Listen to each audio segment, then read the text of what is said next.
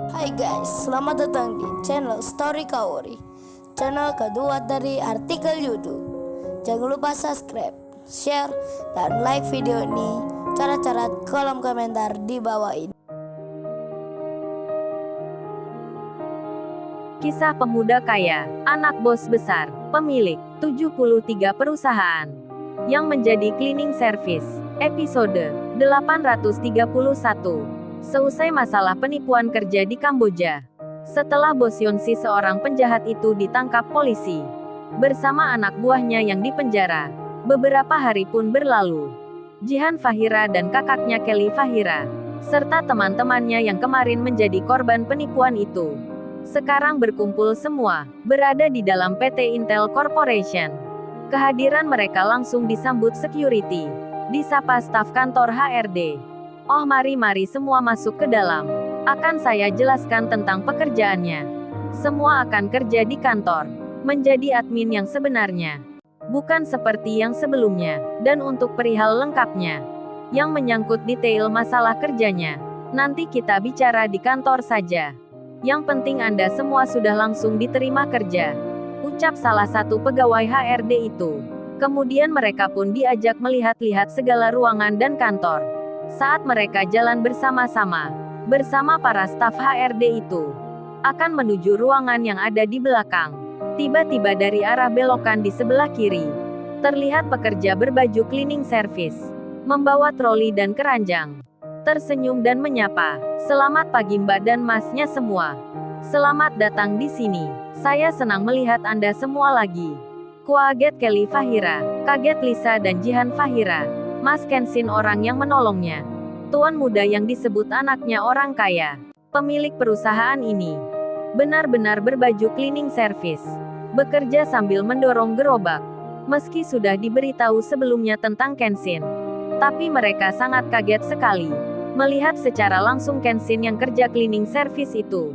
Jihan Fahira pun menjawabnya, "Lo Masnya beneran ini kerja begini? Saya hampir tak percaya. Tak masuk akal sekali." Semua yang baru melihat Kensin itu pun sama, dibuat terheran-heran melihatnya. Melihat Kensin, pemuda yang dihormati bos-bos perusahaan, yang jadi pembicara utama di rapat besar kemarin, benar-benar sekarang terlihat berbeda. Memakai baju cleaning service seperti orang lain. Kelly Fahira pun wajahnya berubah. Ekspresinya begitu terkejutnya, sedang para staf HRD di situ hanya tersenyum-senyum.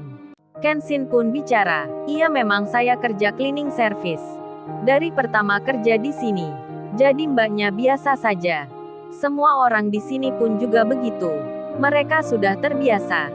"Oh ya, kalau gitu silahkan dilanjutkan lagi melihat-lihatnya. Maaf, saya tinggal kerja dahulu. Saya nggak enak dengan atasan.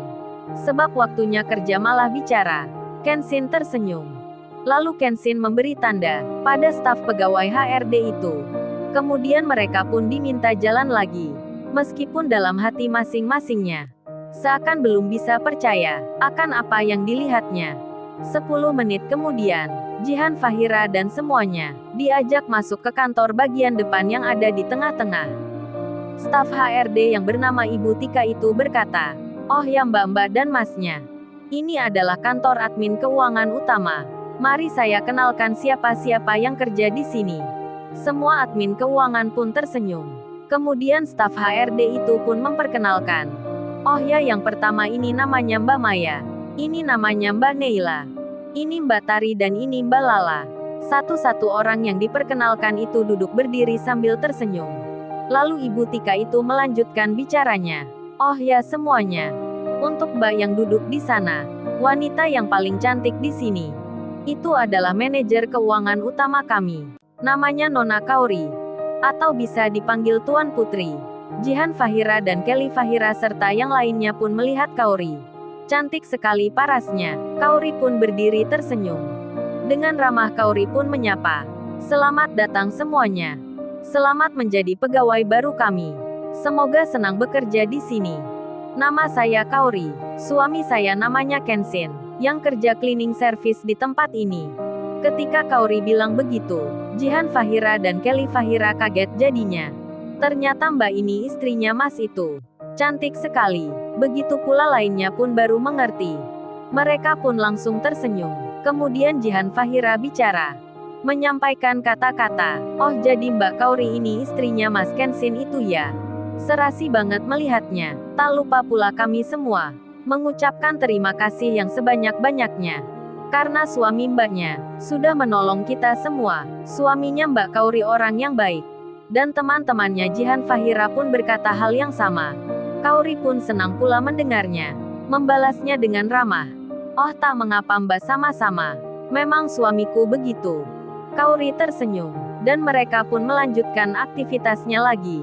Setelah itu waktu istirahat pun tiba. Jihan Fahira dan semuanya sudah mendapat penjelasan tentang pekerjaannya di sini. Mereka bisa memulainya besok, dan sekarang dipersilahkan menikmati jamuan makan siang. Para pegawai baru ini memang istimewa. Disambut seperti tamu yang penting. Karena yang memberi jalan adalah tuan muda. Mereka yang sedang istirahat makan-makan di dalam. Tak sengaja melihat ke arah luar. Melihat Kenshin yang duduk di bawah pohon rindang.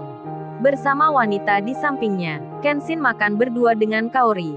Kaori bicara, "Say dulu sebelum kita menikah. Aku melihatmu makan sendiri di sini." Dari kantor itu, Kenshin menjawabnya, "Oh begitu ya Kaori, kamu masih ingat itu. Tapi aku malah ingat malam tahun baru ke rumahmu. Ada laki-laki yang ngapelin kamu. Apa itu cowokmu dulu Kaori? Saat itu aku bersama Iwan hanya menunggu di luar. Khawatir akan mengganggumu." Kaori menjawabnya, "Ah kapan saya itu nggak pernah tuh. Kamu tuh mengada-ada aja ceritanya. Aku nggak pernah jadian sama cowok lain tahu. Selain sama kamu, apalagi pacaran segala. Kalau cowok yang datang ke rumahku itu memang ada banyak. Tapi mereka bersama teman-teman sekolah lainnya."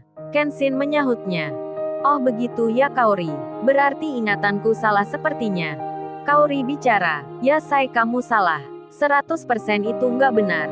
Kenshin pun lalu bertanya, "Oh ya Kaori, ini nasi goreng yang bikin kamu sendiri atau mama yang buatkan?" Kaori menjawabnya, "Ya akulah masa mama yang bikinkan. Ini coba aja pasti enak rasanya." Kenshin pun bilang, "Kalau gitu coba dong 1 sendok aja." Kenshin memberi tanda. Kaori pun mengerti, dan Kaori menyuapin Kenshin dengan tangan di sendoknya. Diberikan pada Kenshin. Kenshin pun memakannya. Melihat hal itu, seperti alur di dalam cerita, romantisan di bawah pohon rindang.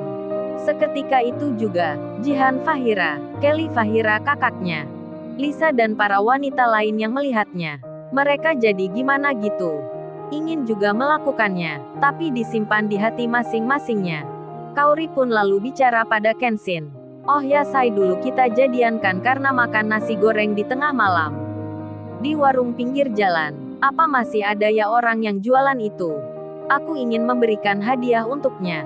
Karena tempatnya bersejarah bagi kita." Kenshin menjawabnya, "Iya Kaori aku masih ingat. Iya aku setuju denganmu Kaori. Entar sepulang kerja kita mampir ke sana." Kaori membalasnya. "Sip say oke kalau gitu." Kenshin dan Kaori pun akan ke tempat bersejarah bagi mereka. Di warung pinggir jalan, tempat jadian mereka, yang jualan nasi goreng. Tapi saat ini, di tempat itu, yang belakangnya rumah orang tersebut, yang orangnya sudah tua, sedang ada masalah di tempat tinggalnya. Rumahnya dirobohkan bulldozer. Semua yang di dalam rumah diminta keluar. Diusir dengan paksa oleh seorang bos properti yang memakai orang-orang bayaran. Tangisan pun terjadi. Mereka tak bisa melawan karena hanya orang tua bersama dengan cucunya. Semua barangnya pun diangkut. Entah kenapa, tak ada orang di sekitarnya yang berani menolongnya. Orang tua yang tertindas dibiarkan begitu saja. Hingga sore pun datang. Waktu pulang kerja telah tiba. Kenshin dan Kaori akhirnya jalan bersama menuju warung itu. Lalu, bagaimana kisah selanjutnya? Subscribe channel ini untuk episode berikutnya. Terima kasih.